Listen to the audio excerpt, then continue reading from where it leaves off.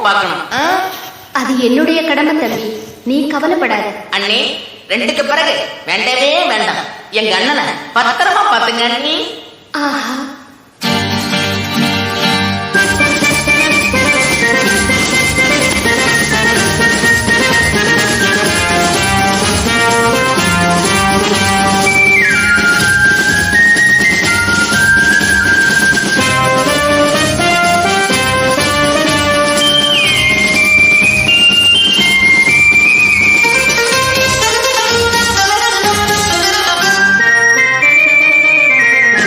வாராயந்தோல வாராயு மனப்பந்தல் காண வாராயு 16 வெட்டு தலைவாரியும் பெருவாழ்வு காண வாராயு.